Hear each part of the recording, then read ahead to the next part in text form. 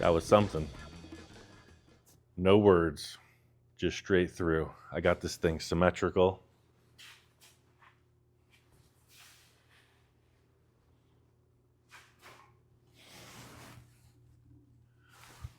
All right.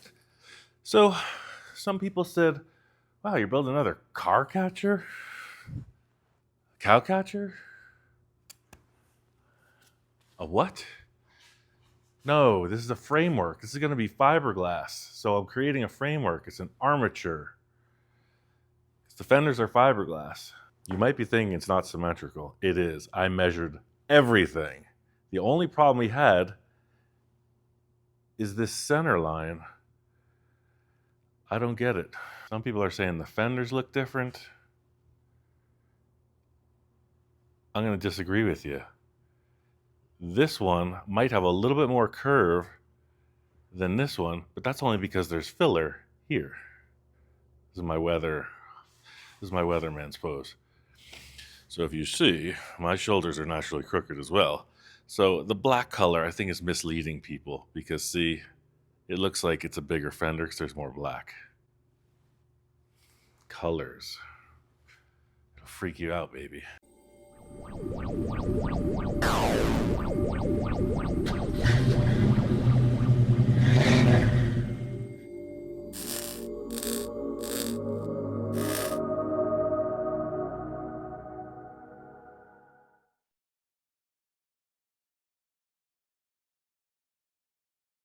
So where we're at now is I don't want to do fiberglass because it stinks, right? I set up this trailer with this board so I can make a mess. But we still need some areas for the intake. You know, I got some cool ideas for that. The headlights and then this hood. You know, that's the last piece that identifies it as Volkswagen. And I think we're going to have to get rid of that. Not the hood, but that center line. And thinking about some creative ways to do that. I think for right now, we're going to work on these negative space areas, which is simple. It's just going to be 20 gauge sheet set into position. So I cut off that stuff that was in there, and now I want to create like the ductwork, the negative space. And I have a bunch of this 20 gauge scrap. So that's going to get body fillered and etc. in there. Probably some kind of a mesh. I don't know. So this is all the thinnest steel I have, and those two pieces seem to match. So let's try to make it out of that. This is not going to be rocket science. But if you ever have to make an intake like this is how I'd do it. We got a foot, and then this is 2 feet. So yeah, let's. I'm going to take this and mark them real quick. What do we have here? We have 8.5. So I guess our duct's going to go back 8.5 because that's what we have. Groovy. So we need something to create that radius. And I guess I could put on the slip roller and pull it. So let's do that. I always like to make the bend tighter, as I mentioned. But let's find the center of this. So I'm not using this as a slip roller per se. Gene Winfield had this tool. He called it a pipe anvil. And it was just a setup on a stand with a number of different pipes. So what you would do is you would just slide your piece in and just pull it.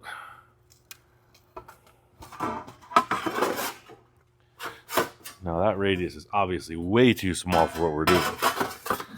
That's where that larger diameter pipe would help out. But see, I'm able to just kind of wrap it. And this is the same principle as that tool that I mentioned that Mr. Whitfield has. Cool. So, looks decent. Now let's bring it over to this tube. Yeah, it's pretty fortunate because as it turns out, this is the exact radius of that stuff. And this will never take the exact radius. That's why I always make it smaller. It's going to come out wider. But you have a small radius, Now we're gonna stretch it out a little bit. There we go. That's what I was saying, it always springs back.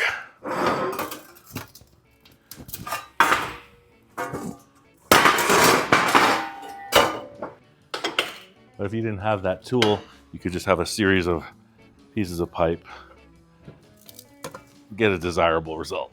And then of course, a little hand jiving always makes it right. Okay. Let's put this in there. See what this looks like. I don't think we're gonna have 2 feet here. Dang, sure ain't. Yeah, so we're gonna get the 2 edges. We're just gonna put a piece in the center. See what I'm saying? You only got so much action because there's a dimension to this. So that's kind of where I was going with just leading this off. We're gonna start by tacking this, and we're gonna trim it. You want this to look fairly horizontal with the driving surface. Oops. We grind that off. It's already denting it. I don't like that.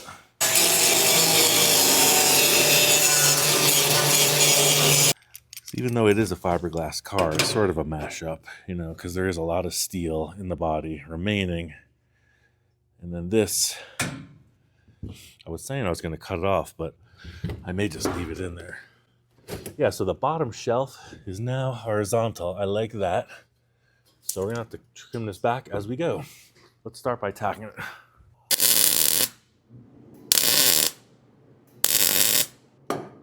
Yes, looks decent. So I'm gonna set this really hot. I'm also gonna hammer this. Well, let me tack that first.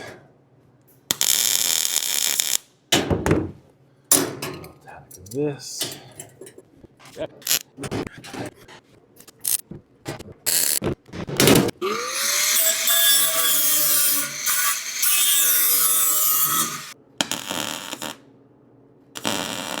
See how the tack welds are on the outside?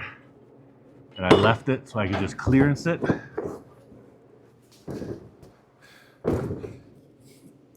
I can come through and clean that up without it falling apart.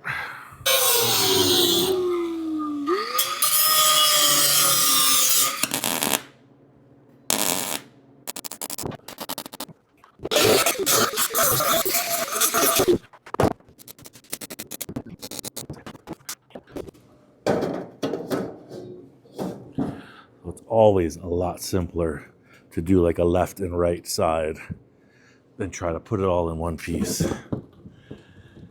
Highly recommend always splitting it, especially in the conceptual stages. If you're manufacturing these, that's a different story.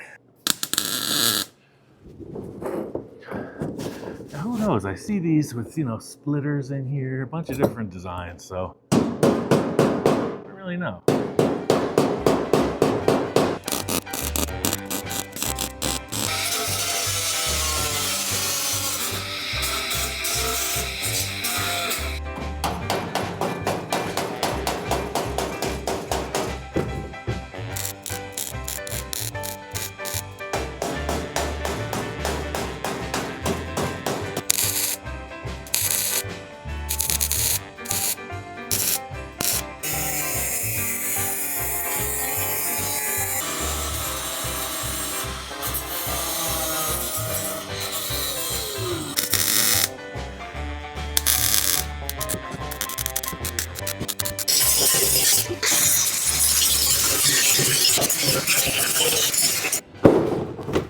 Okay, so it's 20 gauge sheet, just rolled up on the corners and welded in. That's cool. And now I want the same detail for the headlights, but I don't think it needs to be 8 inches deep.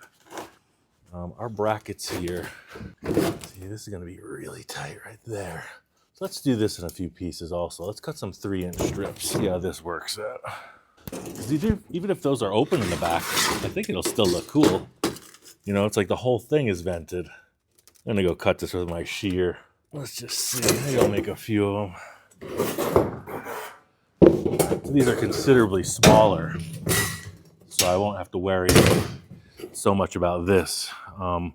Remember, the other one was 9 inches wide, so this one, I can wrap it, but we know it's going to spring back, so I'm going to wrap it as much as I can. Put it in here like this.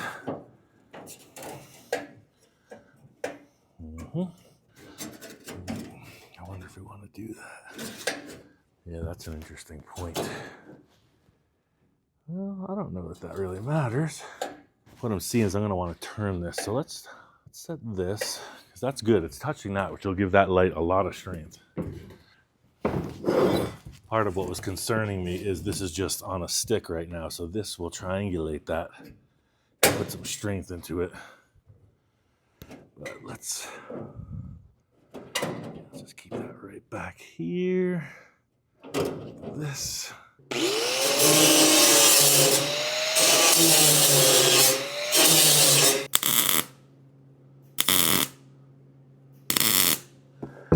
So I think we could see right in here, this is the problem I was having. So this is turning down, and then that's turning out. But I want to decrease this gap. So I'm going to pull this as much as I can. Right to there, I think. I'll bring this to the front to explain. So you can see how I pulled that out? That's why. I want that tunnel to look like that tunnel.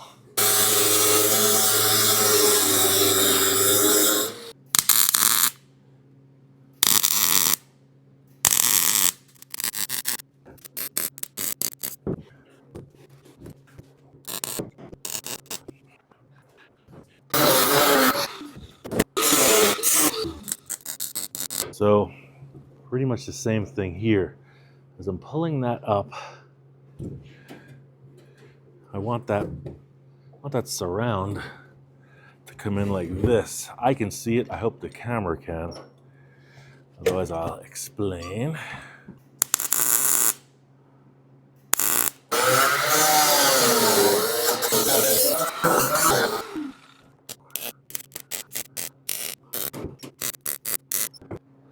Okay, well, that's going to be the beginning of the layout for the headlights. Pretty simple, 20 gauge, 3-inch strap. I'm having trouble with this now. Always trouble. Well, I think this bug just got a whole lot more aggressive. I